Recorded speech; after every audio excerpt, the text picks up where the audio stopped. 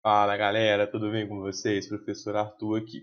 Hoje nessa questão nós vamos de termoquímica, um tópico aí, né, um tema muito abordado pela prova do PISM 2. Eu acho que praticamente todos os anos temos o uso da termoquímica nas provas, e nessa questãozinha de hoje vai ser abordado aí lei de Hess, vai ser abordado a análise de processos endotérmicos, exotérmicos e um pouquinho de um cálculo estequiométrico com termoquímica.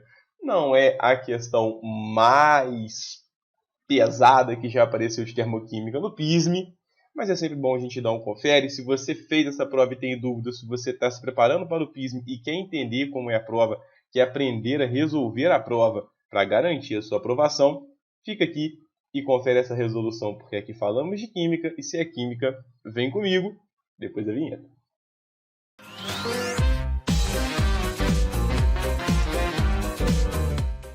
Olha só, meu querido, o que a gente tem nessa questão aqui, ó? Questão 1, né, a primeira questão aberta, ela fala assim: considere as reações termoquímicas de formação de água nos estados sólido, líquido e gasoso, a partir do oxigênio e hidrogênios gasosos, juntamente com os calores envolvidos, a entalpia de formação, em cada um dos processos. Então, ele forneceu para a gente três entalpias de formação em três processos diferentes. Você olha aqui, ó, hidrogênio e oxigênio gasoso nos três processos, sendo formado a água gasosa, líquida ou sólida, e o ΔH envolvido para cada uma dessas transformações.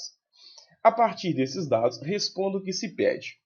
Letra A. Classifique a reação 1 segundo as suas propriedades termoquímicas, endotérmica ou exotérmica, ou como alguns chamam, exotérmica. Letra B. Calcule o calor de vaporização da água líquida, segundo a reação, água líquida para água gasosa. E a letra C. Calcule a variação de entalpia na formação de 2 mols de água líquida a partir dos reagentes gasosos. Então, é uma questãozinha, como eu disse, ela não é a questão mais difícil que já apareceu aí. O PISM 2 já trouxe questões bem mais pauleiras de termoquímica. Essa daqui, ela se caracteriza, ou ela se destaca por abordar coisas diferentes, né? A primeira, letra A, é uma análise, se você sabe identificar endotérmica ou exotérmica, né, o básico do básico da termoquímica. A letra B, ele vai exigir de você a noção de lei de Hess para você manipular as equações. E a letra C vai ser essa abordagemzinha com o cálculo estequiométrico. Então é uma questão que, de fato, não tem muito o que ficar enrolando, não. Ela é uma questão direta. Por exemplo, a letra A. Classificar a reação 1 segundo as suas propriedades termoquímicas, ou seja, se ela é endotérmica ou exotérmica.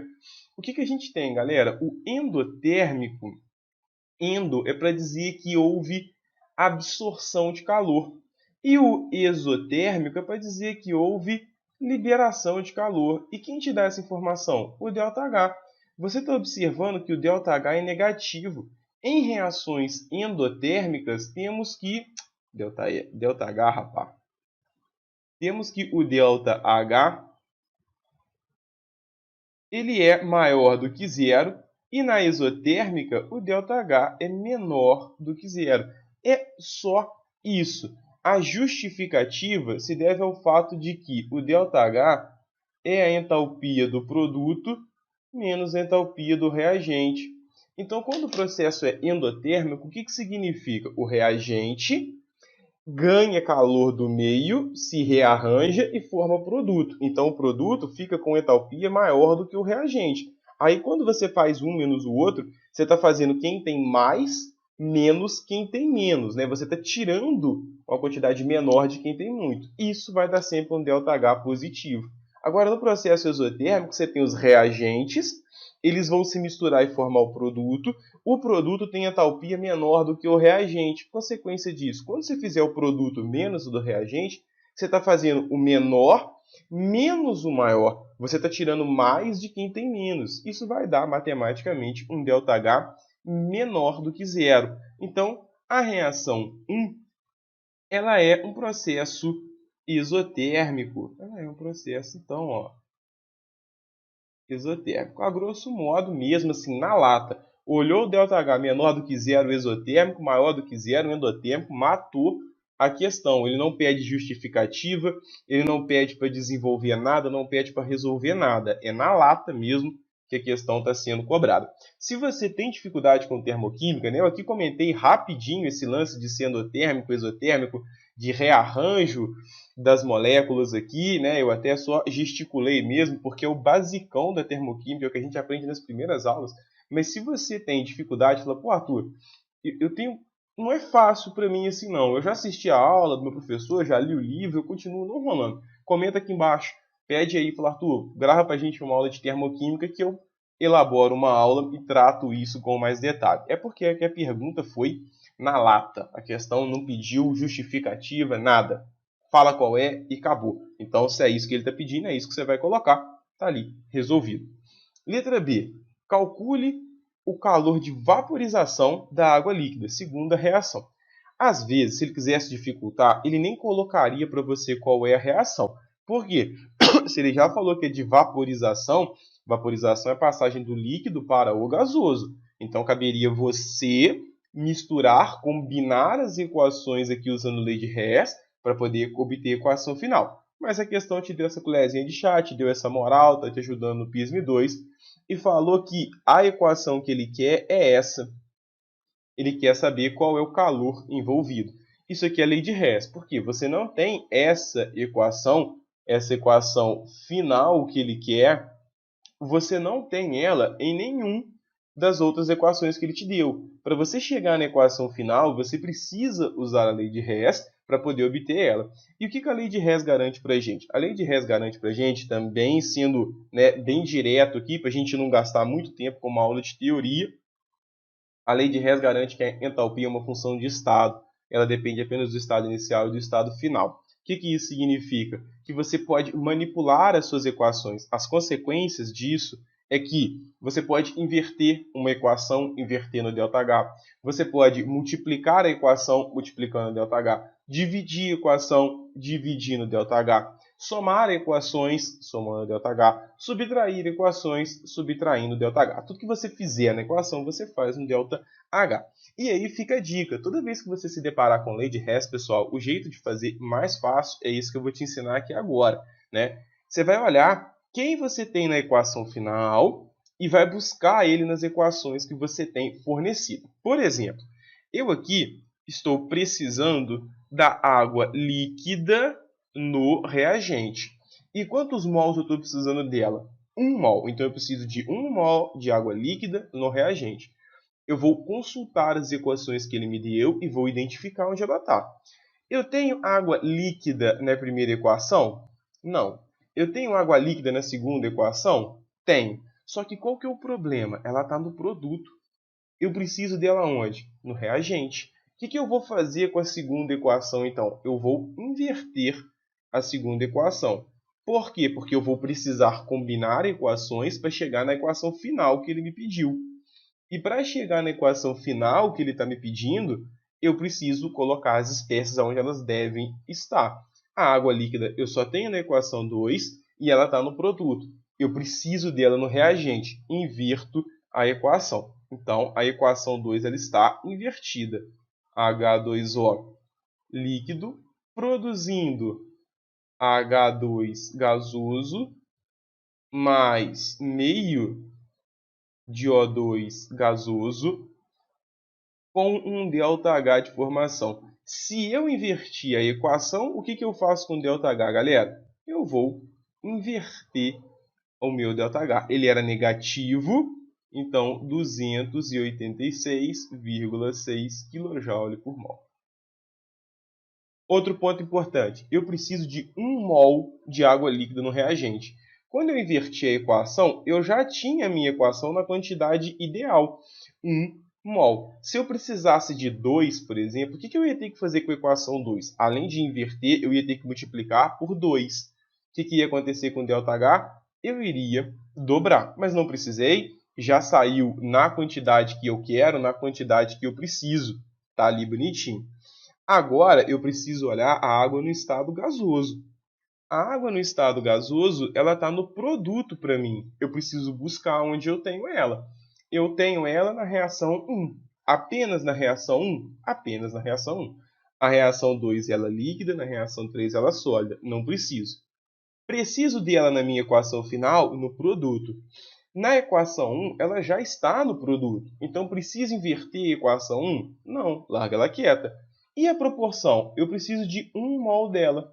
Na minha equação, eu já tenho 1 mol dela. Então, eu vou fazer o quê? Nada. Não preciso inverter, não preciso multiplicar, não preciso dividir, eu não preciso manipular a equação. Eu vou simplesmente repetir ela aqui, ó, H2 gasoso mais meio de oxigênio gasoso produzindo água gasosa. Tá aqui o estado de gás dela. E o ΔH, o que eu faço? Nada. Não fiz nada na equação, não faço nada aqui. Arthur, e as outras espécies? O hidrogênio, o meio de oxigênio, você não analisou elas? Não precisa. Como eu já coloquei as espécies aonde eu quero, quando eu for somar essas equações, você vai ver que a gente vai obter a equação final. Os exercícios de termoquímica, você vai resolver assim. É claro, galera, que existe exercícios com um perfil muito mais difícil do que esse, que exigem de você interpretações muito mais complicadas. Então, é importante você fazer mais exercícios, é importante você estudar mais para você se preparar melhor. Aqui, a questão exigiu esse nível. Tem questões do PISM que tem um nível mais elevado? Tem. Tem questão do PISM que são mais difíceis. E você tem que estar preparado para elas, beleza? Se você achou essa daqui já complicada, sinal que você precisa reforçar a sua base. Se você achou ela tranquila, sinal que você já pode começar a procurar questões mais difíceis, porque o PISM traz questões mais difíceis, tá? Não se deixe orientar só por essa aqui, não. Agora eu vou fazer o quê? Vou somar. Tudo que eu tenho, né, do lado dos reagentes aqui, ó, água líquida, só que eu tenho H2 gasoso, H2, meio de O2, meio de O2. Tá no produto, tá no reagente, eu posso simplificar. O que vai sobrar para mim? Vai sobrar a água no estado líquido, passando a água para o estado gasoso. E o ΔH? O ΔH de formação, né, o ΔH dessa reação aqui, né, não é de formação, perdão, o ΔH dessa reação, eu vou somar esses dois caras. Quando eu somar esses dois caras, eu vou achar mais 43,7 kJ por mol. E isso faz total sentido, pessoal. Por que faz total sentido? A passagem da água líquida para o estado gasoso, ela é um processo endotérmico. Como é que você sabe disso? Se você já viu a água ferver alguma vez, né? Você colocou um caneco ali, fazer café, alguma outra coisa, a água ferver, ela tem que ir para a chama. Você vai colocar ela no fogão, ela vai absorver calor daquela fonte, no caso o fogão, e aí sim ela passa para o estado gasoso. Então você de fato achou uma resposta coerente. É sempre legal, porque às vezes a gente erra uma bobeirinha, erra um sinalzinho, esquece, e se você buscar a interpretação, você já vê que você poderia ter corrigido um erro. Caso você tivesse achado um sinal negativo, já não ia fazer sentido no exercício. Aqui já deu certinho, a gente obteve sentido químico para o processo, resposta está correta. Eu vou fazer aqui no cantinho a letra C, que ela é curtinha. A letra C, galera, o que ele quer com você? Ó? Na letra C, ele fala assim, calcule a variação de entalpia na formação de 2 mols de água líquida a partir dos reagentes gasosos. Então, a gente tem um exercíciozinho de cálculo estequiométrico bem simples. O que ele está falando com você? Ele quer saber a variação de entalpia para formar 2 mols de água a partir dos reagentes no estado gasoso. Então, ele está falando da equação 2. Aonde você obtém água líquida a partir de reagente gasoso é a equação 2. Mas e daí, como é que eu resolvo isso? Galera, cálculo estequiométrico, eu costumo dar um passo a passo para vocês. Primeiro, ver se a equação está balanceada. A equação está balanceada. Segundo, quais são as espécies que você quer trabalhar? Você quer trabalhar a água líquida com a entalpia de formação dela. Beleza? Quais são as unidades? A água ele quer trabalhar em mol. E a entalpia, né, é o calor ali, é o quilojoule. Ele não pediu para trocar a unidade.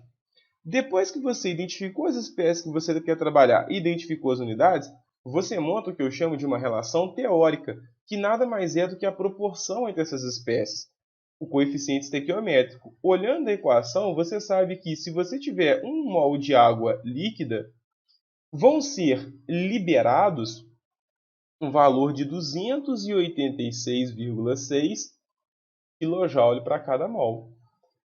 Qual é a grandeza que eu quero trabalhar na água? Mol. Ele perguntou sobre 2 mols. Então aqui eu vou manter em mol. Não preciso converter para nada. Se ele estivesse perguntando, por exemplo, massa, como é que eu converteria mol para massa? Massa molar da espécie. E aqui também ele não perguntou nada, não pediu para converter unidade nenhuma. Essa é a nossa relação aqui, então, teórica, para poder fazer a questão. Se fosse perguntado massa, você ia converter mol para massa. Se fosse quilocaloria, você ia converter de quilojoule para quilocaloria. Eu não coloquei o sinal de negativo aqui. Tem problema colocar? Não, não tem. Mas você já sabe que o ΔH é negativo. Essa variação de entalpia é um calor liberado. Eu vou colocar o sinal aqui para que você possa perceber isso e não se confundir. Se 1 mol libera, né? Se 1 mol tem uma quantidade de menos 286,6 kJ, se eu quiser 2 mols de água líquida, eu vou ter X. Então, vai ser exatamente o dobro. Vai dar menos 573,2 kJ para os 2 mols de água. Nem precisava ter construído isso na forma de uma regra de 3, é só você olhar a unidade, né? 286 kJ, 1 mol, 2 mol, X, acabou, estava pronto. Mas eu aproveitei e te dei uma orientação de cálculo estequiométrico ali, para te mostrar que os exercícios mais elaborados, que os exercícios mais difíceis vão exigir de você uma interpretação melhor e uma resolução maior. Beleza, galera? Então, assim, eu espero ter te ajudado bastante com esse vídeo, esclarecido alguma dúvida. Se você achou legal, se contribuiu para você, você aprendeu alguma coisa, não deixe de dar um curtir, considere se inscrever no canal, porque eu vou estar sempre liberando as resoluções, e se você der uma olhadinha, tem dica de estudo aqui, tem vídeos do PISM 1, 2, 3, Enem e SpaceX. Então, assim, se você está no PISM 2, você já sabe onde você pode encontrar informações para se preparar para o PISM 3, para o Enem, ou se for carreira militar, a SpaceX já vai estar aqui também com um volume legal de conteúdo. Então, não deixe de curtir esse vídeo, comentar, compartilhar se você achou legal e, principalmente, me dá um retorno. Fala ali se você gostou, não gostou, se você quer ajuda, porque eu aproveito e vou deixar aqui em cima para você um convite para você no meu Instagram. No meu Instagram eu realizo um trabalho em paralelo. Lá eu faço mapa mental, eu faço resumo, eu dou dica de estudo, tem quiz semanal em que eu trago desafios, tem vídeo de experimentos para poder ilustrar um pouquinho da química aí que a gente infelizmente não tem com tanta frequência na sala de aula. Beleza? Meus queridos, muito obrigado pela atenção, tenham bons estudos e valeu!